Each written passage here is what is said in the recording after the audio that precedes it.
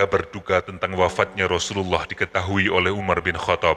Dengan lantang Umar berkata, orang-orang munafik mengatakan bahwa Rasulullah telah wafat. Rasulullah tidak wafat. Dia hanya pergi menemui Tuhannya, sebagaimana Musa bin Imran pergi meninggalkan kaumnya selama 40 hari, lalu dia kembali setelah diberitakan bahwa dia telah mati. Maka demi Allah, siapa yang mengatakan bahwa Rasulullah telah mati, aku akan memotong tangan dan kakinya. Di saat Umar bin Khattab tengah meratapi kematian Rasulullah, terdengar derap langkah kaki kuda dari kejauhan. Semakin lama semakin dekat. Di atas kuda itu tampaklah Abu Bakar dengan wajah penuh kecemasan. Kuda tunggangan Abu Bakar tampak sangat lelah, nafasnya mendengus-dengus tidak teratur. Abu Bakar As-Siddiq memacu kudanya dengan sangat cepat dari dataran tinggi Madinah, yaitu tempat tinggalnya. Dia segera memacu kudanya ketika mendengar berita tentang wafatnya Rasulullah SAW. Kaum muslimin termasuk Umar bin Khattab memandang Abu Bakar turun dari kudanya, tangannya memegang tongkat. Lalu beliau memasuki kamar Aisyah dengan melewati orang yang memenuhi kawasan itu. Langkah kakinya cepat, semua mata tertuju kepada Abu Bakar. Pintu kamar dibuka, kesedihan segera menghampiri dirinya. Di dalam kamar itu, ia melihat Aisyah yang menangis. Di sudut kamar, Abu Bakar melihat tubuh terbaring berselimutkan kain. Jantungnya berdegup cepat. Abu Bakar berusaha kuat menahan rasa tangisnya, rasa sedihnya. Perlahan-lahan ia mendekati Aisyah, lalu ia melangkah ke sudut kamar. Suatu tangisan saling bersahutan. Air mata Abu Bakar tidak lagi terbendung. Abu Bakar berjalan menghampiri jenazah Rasulullah yang terbaring di tempat tidur. Lalu ia membuka kain yang menutup wajah Rasulullah dengan perlahan. Wajah itu, wajah Rasulullah, lebih indah daripada bulan purnama, lebih bersinar daripada matahari, lebih harum daripada bau kasturi. Abu Bakar mendekatkan mukanya dan mencium pipi Rasulullah. Air mata Abu Bakar mengalir membasahi kedua pipi Rasulullah. Sifat ketegasan Abu Bakar menghilang seketika. Terasa perasaan duka yang sangat mendalam. Orang-orang yang menyaksikan keadaan itu terharu. Mereka tidak mampu menahan tangisan. Ia berbisik dengan suara yang dalam, hampir tidak terdengar. Demi ayah dan ibuku ya Rasulullah, betapa baik hidupmu dan betapa mulia hatimu ya Rasulullah.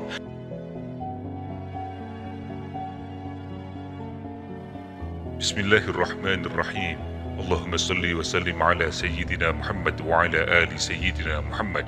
Saudara-saudaraku yang dirahmati Allah, ketika dakwah Islam sudah semakin sempurna, ketika Islam sudah mengendalikan keadaan, ketika Islam sudah mengambil tampuk kekuasaan, mulailah tampak tanda-tanda perpisahan Rasulullah dengan kehidupan. Hal itu tampak dari perasaan beliau, dari ucapan beliau, dan dari perbuatan-perbuatan beliau. Pada bulan Ramadan tahun ke-10 Hijriah, Rasulullah melakukan iktikaf selama 20 hari. Padahal pada tahun-tahun sebelumnya, Rasulullah hanya beriktikaf selama 10 hari. Kemudian malaikat Jibril mengajarkannya Al-Quran sebanyak 2 kali, padahal sebelumnya hanya 1 kali. Saudara-saudaraku yang dirahmati Allah, pada saat haji wada' Rasulullah SAW bersabda, "Ya ma'asyiral muslimin, wahai kaum muslimin, aku tidak tahu, mungkin saja aku tidak akan berjumpa dengan kalian setelah tahun ini di tempat wukuf ini untuk selama-lamanya." Kemudian di Jumrah Aqabah Rasulullah juga bersabda, "Ambillah dariku manasik haji kalian. Mungkin aku tidak sempat pergi haji lagi setelah tahun ini." Saudara-saudaraku yang dirahmati Allah, kemudian turunlah surat An-Nasr pada pertengahan hari-hari tasyrik. Rasulullah tahu itu adalah tanda perpisahan dan juga ucapan duka bagi diri beliau. "Idza jaa nasrullahi wal fath wa ra'aitan nasa yadkhuluna fi dinillahi afwaja fasabbih bihamdi rabbika wastaghfir innahu kana tawwaba." Apabila telah datang pertolongan Allah dan juga kemenangan, dan engkau melihat manusia berbondong-bondong masuk agama Allah, bertasbihlah dengan memuji Tuhanmu dan mohonlah ampunan kepadanya. Sesungguhnya Dia Maha Penerima Taubat. Saudara-saudaraku yang dirahmati Allah, pada akhir bulan Safar tahun ke-11 Hijriah, Rasulullah SAW keluar menuju Gunung Uhud. Lalu beliau mendoakan syuhada perang Uhud. Seakan-akan itu adalah perpisahan kepada orang-orang yang masih hidup dan juga perpisahan kepada orang yang telah meninggal. Kemudian Rasulullah menuju mimbar. Beliau kemudian berpidato, "Ya ma'asyiral muslimin, aku akan mendahului kalian. aku akan menjadi saksi bagi kalian. Sungguh sekarang aku telah melihat telagaku, dan sungguh aku telah diberikan kunci-kunci bumi dan simpanannya. Sungguh aku tidak takut kalian berlaku syirik setelahku, akan tetapi yang aku takutkan adalah kalian saling berlomba-lomba terhadap dunia. Saudara-saudaraku yang dirahmati Allah, pada suatu malam di pertengahan bulan yang sama, Rasulullah pergi ke perkuburan Baqi. Di sana baginda berdoa meminta ampunan bagi orang-orang yang dikuburkan di sana. Salam sejahtera ke atas kalian, wahai para penghuni kubur. Apa yang kalian hadapi di sana akan menjadi ringan, sama seperti yang dihadapi oleh para manusia. Fitnah datang seperti malam yang gelap gulita, dan akhirnya akan muncul siang selepasnya. Hari akhirat akan lebih dahsyat pembalasannya daripada dunia. Sebaris kalimat terakhir yang Rasulullah ucapkan semakin menguatkan lagi bahwa Rasulullah akan segera meninggalkan umatnya. Sesungguhnya kami bersama kalian. Para sahabat gelisah mendengar kalimat itu. Sesungguhnya apa yang akan terjadi pada diri Rasulullah setelah ini? Mungkinkah Rasulullah akan meninggal dunia? Mungkinkah baginda akan wafat? Rasa gelisah terus terasa tanpa henti di dalam pikiran kaum muslimin. Rasa sedih terus menggelanyut di dalam diri para sahabat Nabi. Saudara-saudaraku yang dirahmati Allah, hari Senin tanggal 29 Safar tahun 11 Hijriah, pada hari itu Rasulullah menghadiri pemakaman jenazah di Baqi. Tidak siapapun yang menyangka bahwa Baqi akan menjadi tempat terakhir yang Rasulullah kunjungi. Dalam perjalanan pulang menuju ke kota Madinah, dengan tiba-tiba Rasulullah merasakan sakit di kepalanya. Suhu tubuhnya tiba-tiba meningkat jauh melebihi suhu manusia yang sehat. Para sahabat dapat melihat dengan jelas urat-urat nadi di kepala Rasulullah yang tampak menonjol sebagai tanda kepanasan tubuh Rasulullah yang sangat tinggi. Para sahabat kemudian membawa Rasulullah menuju ke rumahnya, dan Rasulullah dibawa ke kamar Maimunah, istri Rasulullah yang ketika itu mendapatkan giliran. Saudara-saudaraku yang dirahmati Allah, tanda-tanda bahwa Rasulullah sedang sakit parah semakin terlihat pada hari Kamisnya. Baginda mengalami demam yang sangat tinggi. Rasulullah Shallallahu Alaihi Wasallam menggeliat di tempat tidurnya karena suhu tubuhnya meningkat sangat tajam. Peluhnya, keringatnya keluar semakin banyak. Beberapa kali mulutnya mengucapkan kalimat La ilaha illallah. Ketika Ibnu Mas'ud menjenguk Rasulullah, ia merasa iba melihat keadaan Nabi. Kemudian Ibnu Mas'ud berkata, "Ya Rasulullah, engkau kelihatan sangat menderita ya Rasulullah," kata Ibnu Mas'ud. Kemudian Rasulullah menjawab, "Wahai Ibnu Mas'ud, penderitaan yang aku rasakan ketika sakit ini adalah 2 kali penderitaan yang dirasakan oleh seorang di antara kalian," kata Rasulullah dengan suara berat yang tersekat. "Benar sekali wahai Ibnu Mas'ud, setiap orang akan diuji berdasarkan kesungguhannya dalam beragama. Jika dia teguh, ujian itu akan dilipat gandakan," jawab Rasulullah Shallallahu Alaihi Wasallam. Saudara-saudaraku yang dirahmati Allah, tidak terdapat tanda-tanda bahwa Rasulullah akan sembuh. Semakin hari, semakin sakit yang dialami oleh baginda bertambah parah. Suhu panas di tubuhnya tidak menurun sehingga membuat baginda diserang demam sepanjang hari. Suhu tubuh baginda Rasulullah sangat tinggi, sampai-sampai baginda tidak lagi mengingati di rumah siapa baginda harus menginap. "Di manakah aku akan menginap besok?" kata Rasulullah. "Di manakah giliranku besok?" tanya Rasulullah kepada para istrinya yang setia menemani. Istri-istri Rasulullah memahami pertanyaan itu. Setelah itu mereka sepakat untuk memberikan kebebasan kepada Rasulullah untuk memilih. Akhirnya Rasulullah Shallallahu Alaihi Wasallam memutuskan untuk menginap di rumah Aisyah. Keputusan itu diterima dengan ridho oleh istri-istri baginda Nabi. Bagi mereka, kesembuhan suami tercinta, kesehatan Rasulullah adalah segalanya. Mereka tidak sanggup lagi melihat Rasulullah menderita dengan sakitnya. Rasulullah Shallallahu Alaihi Wasallam kemudian bangun dari tidurnya dengan perlahan. Istri-istrinya berusaha untuk membantu Rasulullah berdiri. Lalu Rasulullah berjalan menuju ke kamar Aisyah dengan dibantu oleh Fadl bin Abbas dan Ali bin Abi Thalib. Kedua-duanya sahabat tersebut memegang tubuh Nabi agar tidak terjatuh. Di kamar Aisyahlah Rasulullah tinggal untuk minggu terakhir kehidupannya. Aisyah terus mendampingi suaminya yang tercinta sambil membacakan muawwizat yang terdiri dari 3 surah, yaitu Al-Ikhlas, Al-Falaq, dan An-Nas. Ketiga surat tersebut dibaca oleh Rasulullah Shallallahu Alaihi Wasallam ketika merawat dirinya sendiri. Aisyah membaca muawwizat sambil mulutnya meniup ke udara ke tubuh baginda Rasulullah. Dia mengusap tangan baginda dengan penuh kelembutan, berharap mendapatkan berkah dan kesembuhan. Saudara-saudaraku yang dirahmati Allah, hari itu Rasulullah telah berada dalam penjagaan Aisyah selama 2 hari, dan hari itu merupakan hari kelima menjelang kewafatan Rasulullah. Suhu tubuh Rasulullah terus meningkat tinggi, wajah beliau kelihatan sangat pucat lesu dan tubuhnya menggigil. Aisyah dan istri Rasulullah yang lain tidak sanggup lagi memandang wajah suami mereka. Dengan tiba-tiba mereka dikejutkan dengan permintaan Rasulullah, "Wahai istriku, ambilkan aku 7 gayung air dari telaga yang berlainan agar aku dapat keluar menemui orang banyak, karena aku ingin berpesan kepada mereka," kata Rasulullah kepada istri-istrinya. Tanpa menunggu lama, mereka meletakkan Rasulullah dalam keadaan duduk di atas tempat mencuci pakaian milik Habsyah binti Umar. Dengan berhati-hati, setelah kedudukan Rasulullah stabil, mereka segera membasahi air ke tubuh Rasulullah. Sedikit demi sedikit mereka membasuhnya. "Cukup wahai istriku, cukup," kata Rasulullah perlahan setelah beberapa gayung air membasahi tubuh beliau. Kali ini Rasulullah SAW merasa segar, akan tetapi rasa sakit di kepalanya masih sangat terasa. Rasulullah segera melangkah keluar dari kamarnya. Beliau berjalan menuju masjid dengan dipapah oleh 2 orang sahabatnya. Kaum muslimin yang sedang berkumpul di masjid kaget melihat beliau datang. Mata mereka terus menatap Rasulullah yang baru masuk ke dalam masjid. Kepala Rasulullah diikat dan langkah kakinya yang sangat lemah. Baginda terus berjalan melewati kaum muslimin hingga tiba di hadapan mimbar. Setelah itu Rasulullah duduk di hadapan kaum muslimin yang masih menatapnya. Suasana hening, kaum muslimin menanti apa yang akan diucapkan oleh manusia agung itu. Kemudian sebaris kalimat terlontar keluar dari mulut Rasulullah. "Kutukan Allah atas orang-orang Yahudi dan Nasrani, karena mereka menjadikan kuburan para nabi mereka sebagai masjid."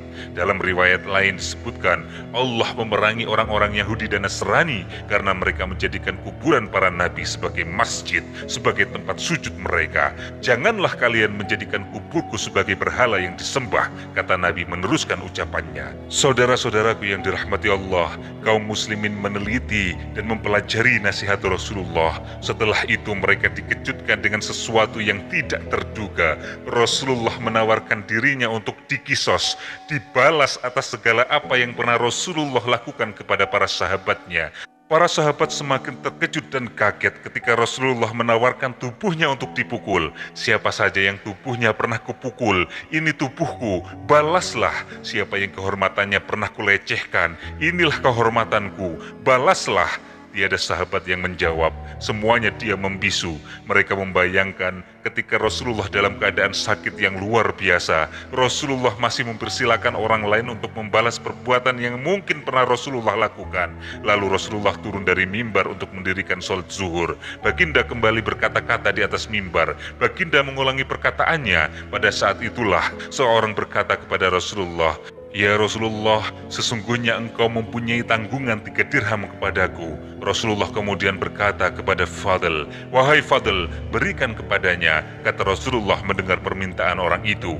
Setelah itu Rasulullah memberikan pesan terkait dengan kaum Ansor. Dalam sebuah riwayat dikatakan bahwa Rasulullah bersabda, "Manusia akan semakin bertambah banyak, orang-orang Ansor akan semakin sedikit.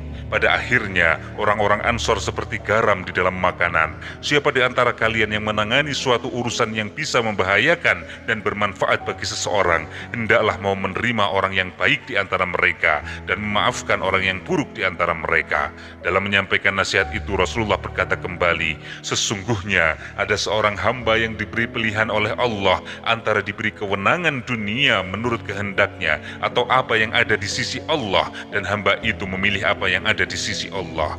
Mendengar nasihat itu Abu Bakar menangis terseduh-seduh. Ia berkata, "Demi ayah dan ibu kami sebagai tebusanmu." Hamba yang dimaksud tentu saja adalah Nabi Muhammad SAW.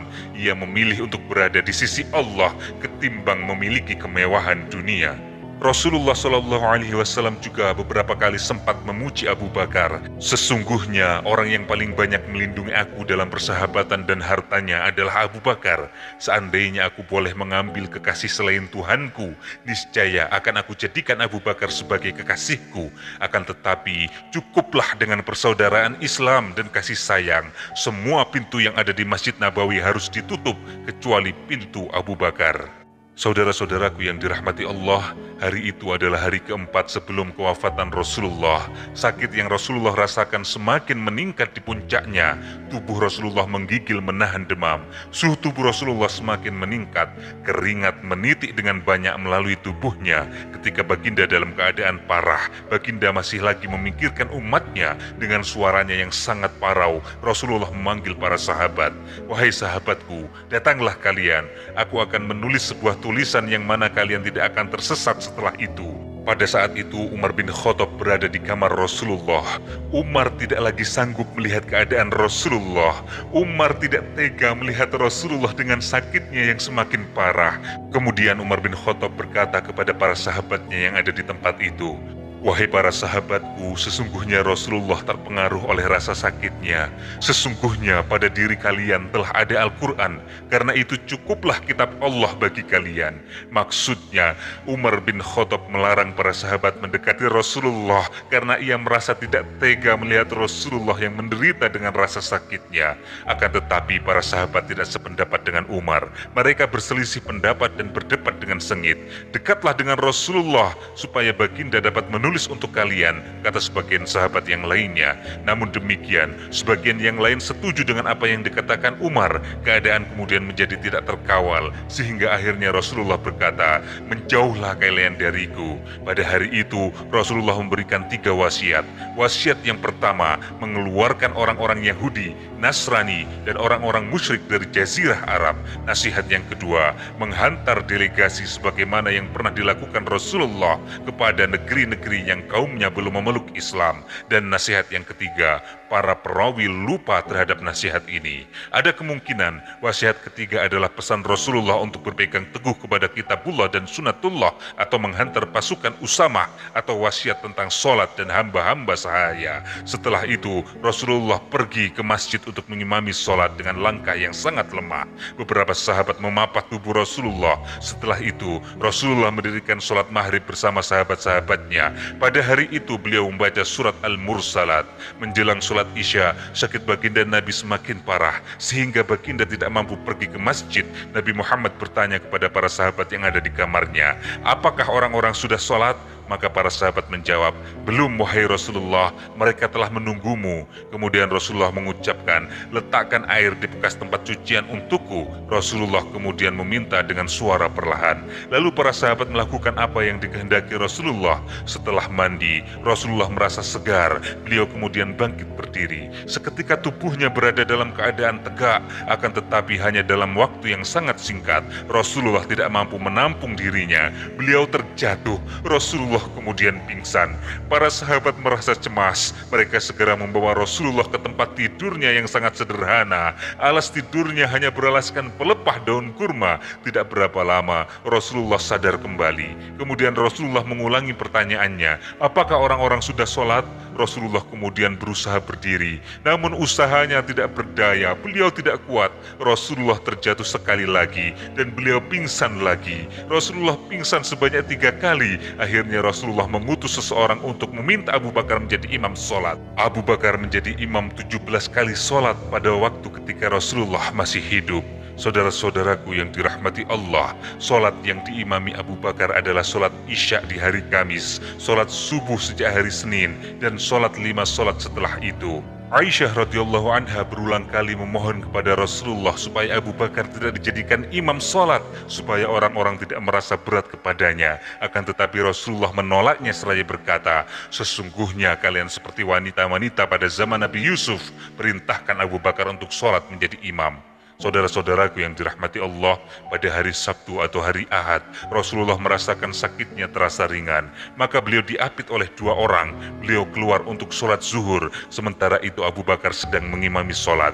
Ketika Abu Bakar melihat Rasulullah, maka Abu Bakar berusaha untuk mundur, namun Rasulullah memberikan isyarat kepadanya agar tidak mundur. Rasulullah berkata, "Dudukkan saya di sampingnya." Maka Rasulullah didudukkan di sisi kiri Abu Bakar, dan Abu Bakar mengikuti sholatnya Rasulullah dan dan memperdengarkan takbir kepada makmum. Saudara-saudaraku yang dirahmati Allah, pada hari Ahad, sehari sebelum Rasulullah wafat, Rasulullah memerdekakan para budaknya. Beliau pun bersedekah sebanyak 9 dinar. Senjatanya dihadiahkan kepada kaum muslimin. Pada malam harinya, Aisyah meminjam minyak untuk lampu dari tetangganya. Saat itu baju besinya digadaikan kepada seorang Yahudi demi mendapatkan 30 sok gandum. Saudara-saudaraku yang dirahmati Allah, waktu terus berlalu. Rasulullah semakin menghampiri penghujung jalan hidupnya. Pada hari Senin, azan yang dikumandangkan oleh Bilal bin Rabah bergema dan terdengar di keheningan waktu subuh. Allahu Akbar, Allahu Akbar, Allahu Akbar, Allahu Akbar. Kaum muslimin bergegas menuju ke masjid untuk menunaikan sholat subuh. Setelah barisan tersusun rapi, Abu Bakar kemudian maju. Beliau berdiri di hadapan menjadi imam. Tanpa sepengetahuan orang-orang yang melakukan sholat subuh itu, Rasulullah menyingkapkan tirai kamar Aisyah. Beliau melihat umatnya yang bersedia menunaikan sholat subuh. Kamar Aisyah berdekatan dengan masjid, membuat Rasulullah dengan mudah melihat aktivitas kaum muslimin di sana. Rasulullah tiba-tiba tersenyum menyaksikan pemandangan di hadapannya. Rasa bahagia jelas terlihat di wajahnya. Abu Bakar yang saat itu melihat Rasulullah, segera beliau bergerak ke belakang bersama-sama barisan jamaah. Beliau menganggap Rasulullah akan ikut menunaikan sholat bersama mereka, tapi ternyata Rasulullah tidak melakukan itu. Anas berkata, kaum muslimin hendak menghentikan sholat karena demikian gembiranya melihat Rasulullah saat itu. Akan tetapi Rasulullah memberi isyarat supaya mereka menyelesaikan sholat mereka. Baginda kemudian masuk lagi ke kamar. Beliau menutup tirai kamarnya. Setelah kejadian itu, tidak ada lagi waktu sholat yang ditunaikan oleh Rasulullah. Ketika waktu duha tiba, Rasulullah memanggil Fatimah. Beliau membisikkan sesuatu di telinganya. Fatimah kemudian menangis. Lalu baginda memanggilnya kembali. Beliau membisikkan sesuatu lagi di telinganya. Fatimah kemudian tersenyum gembira. Tidak ada siapapun yang mengetahui apa yang tengah terjadi. Setelah itu, Fatimah kembali bersedih. Ia tidak sanggup melihat penderitaan berat yang dialami oleh ayahandanya. Betapa menderitanya engkau, wahai ayahandaku, kata Fatimah. Kemudian Rasulullah menjawab, wahai putriku, tidak akan ada lagi penderitaan bagi ayahandamu setelah hari ini, kata Rasulullah. Lalu Rasulullah memanggil Hasan dan Husain, dua orang cucunya yang sangat baginda sayangi. Hasan dan Husain segera mendekati beliau. Mereka duduk di tepi tempat tidur Rasulullah. Sebuah ciuman penuh kasih sayang dikecupkan kepada mereka. Cukup lama Rasulullah mencium kedua-dua cucunya tersebut secara bergantian. Tangannya mengusap-usap kepada mereka. Hasan dan Husain memeluk erat tubuh kakeknya, seolah-olah mereka tidak mau berpisah. Setelah episode mengharukan itu, Rasulullah memberikan nasihat dengan suara yang sangat berat, suara yang sangat serak. Hasan dan Husain menganggukkan kepala mereka setiap kali mendengar kakek mereka memberikan nasihat. Selain kepada anak dan cucunya, Rasulullah tidak lupa memberikan nasihat kepada para istrinya, seolah-olah tahu akan pergi selamanya. Rasulullah memanggil para istrinya yang sedang berada di kamar Aisyah. Suara panggilannya perlahan, seperti tersekat, tetapi terdengar penuh dengan kelembutan. Mereka bergerak mendekati dan mengelilingi Rasulullah yang masih berbaring lemah di tempat tidurnya. Rasulullah menatap wajah istrinya satu persatu. Tatapan Rasulullah dibalas dengan sesak tangis oleh para istrinya.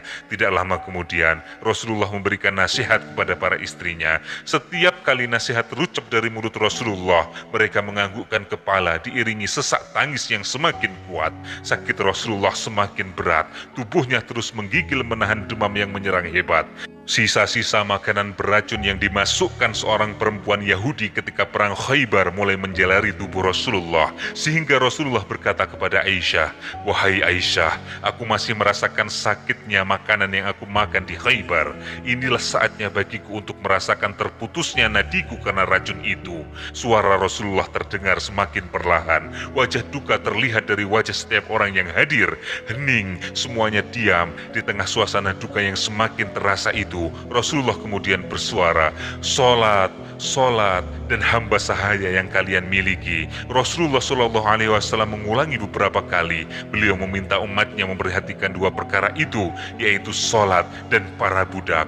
Itu dianggap oleh para ahli sejarawan sebagai upaya Rasulullah untuk selalu menjaga umatnya untuk mengingat sholat dan melepaskan diri dari perbudakan, dari penghambaan sesama manusia. Saudara-saudaraku yang dirahmati Allah, detik-detik wafatnya Rasulullah akhirnya tiba. Sakit Rasulullah semakin parah. Aisyah menyandarkan tubuh baginda ke pangkuannya.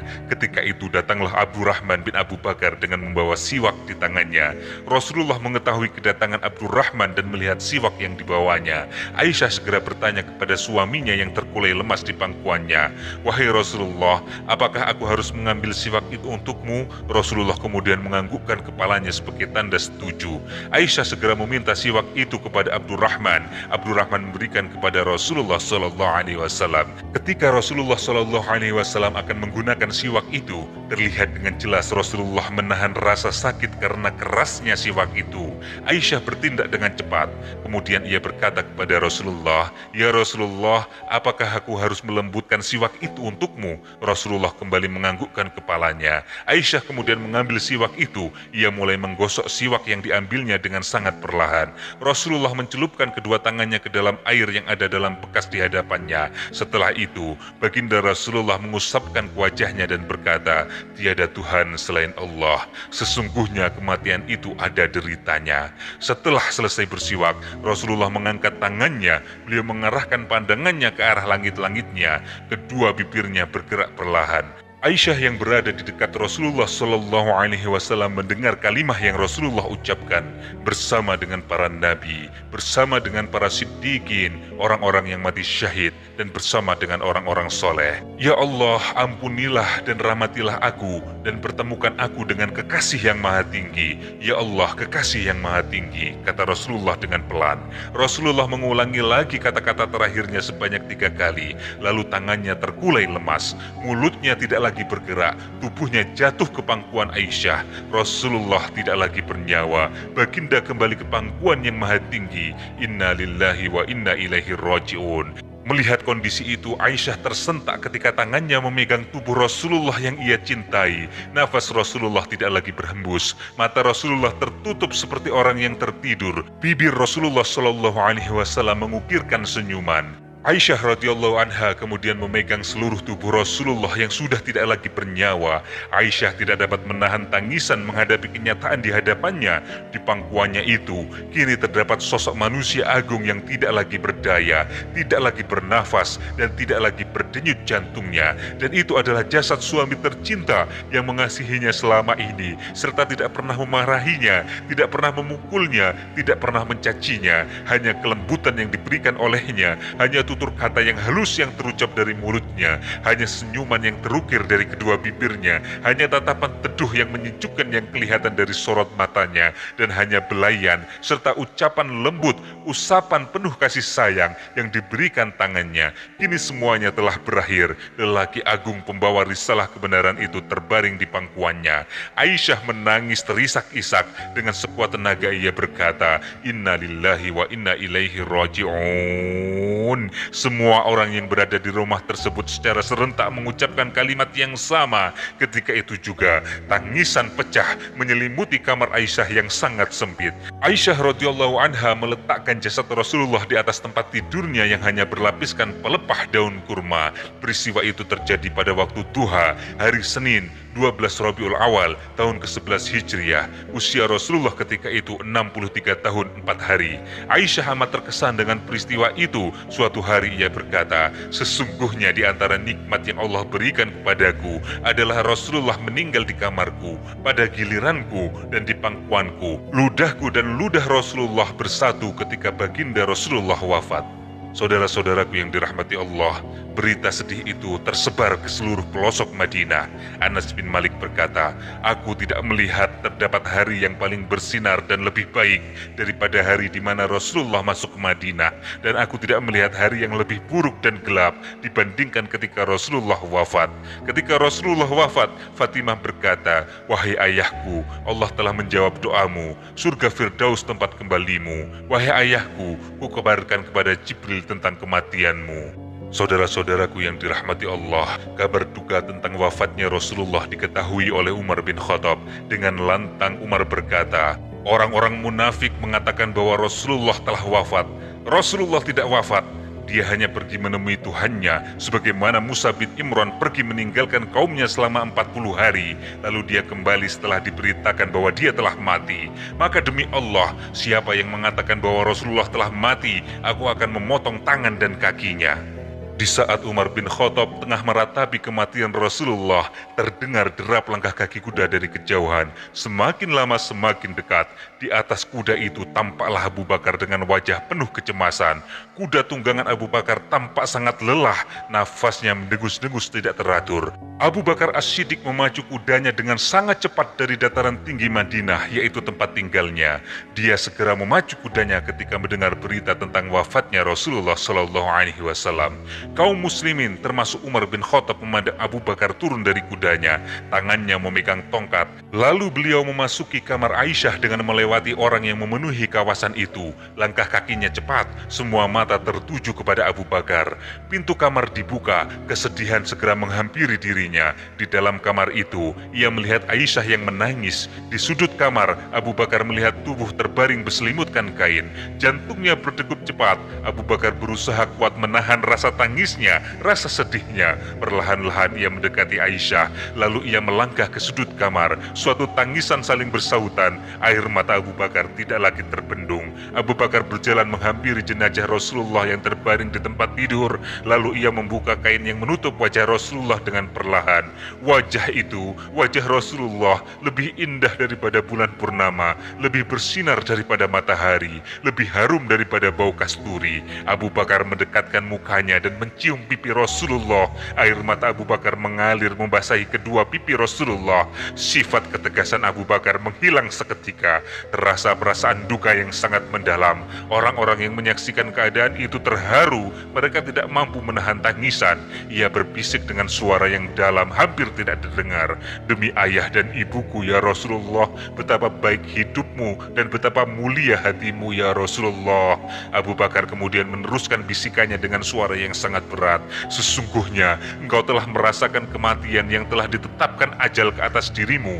Namun setelah itu engkau akan hidup dan tidak pernah mati selama-lamanya." Suara tangisan semakin kedengaran dari kamar Aisyah. Apa yang dilakukan Abu Bakar membuat keadaan semakin terharu. Abu Bakar sebenarnya sudah berusaha untuk tabah. Ia berusaha untuk tegas namun tidak mampu. Lalu Abu Bakar membalikkan badannya. Ia berjalan menuju keluar, menuju ke masjid. Wajah sedihnya tidak boleh disembunyikan. Setelah itu orang-orang membanjiri kawasan itu semakin banyak dan Umar masih terlihat di sana. Abu Bakar segera menghampiri Umar. "Tenanglah wahai Umar." Tetapi Umar tidak menghiraukan ucapan Abu Bakar. Ia terus berkata dengan emosi. Lalu Abu Bakar mulai berkata kepada orang-orang yang hadir di situ, "Wahai manusia, siapa yang menyembah Muhammad, maka sesungguhnya Muhammad telah meninggal.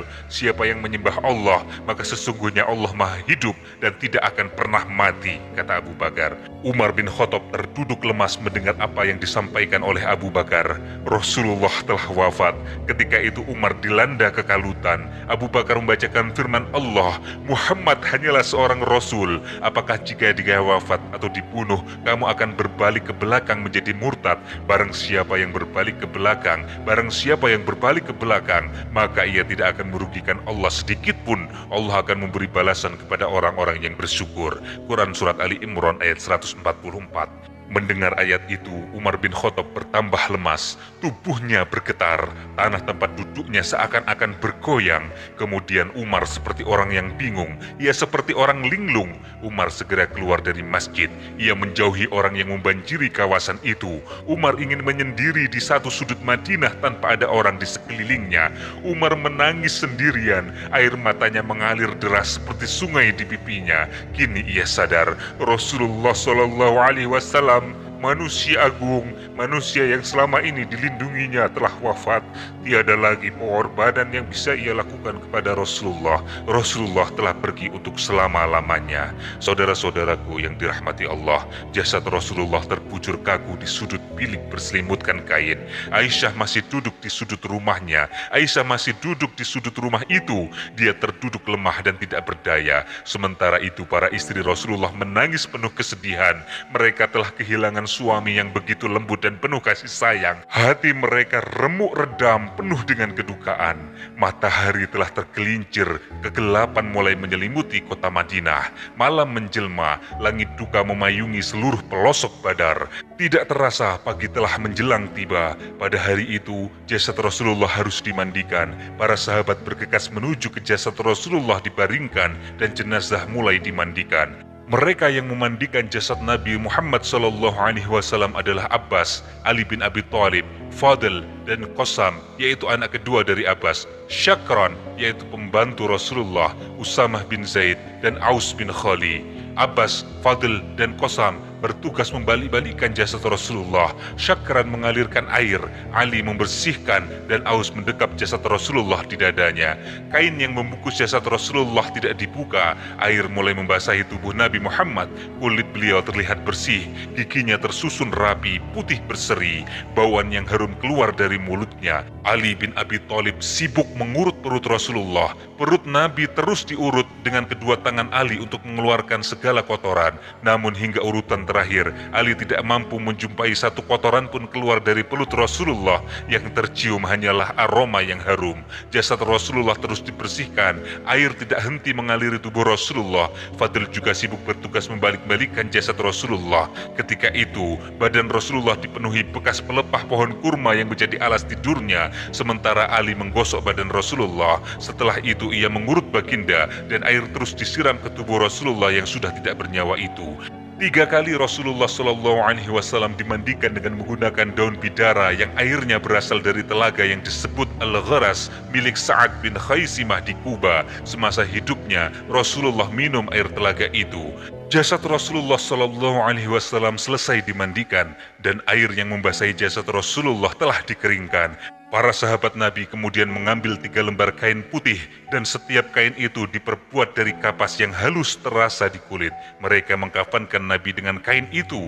Gerakan mereka terlihat hati-hati, seolah-olah mereka khawatir tubuh Nabi terluka. Satu persatu kain itu menyelubungi jasad Rasulullah hingga kemudian sampai pada kain yang terakhir.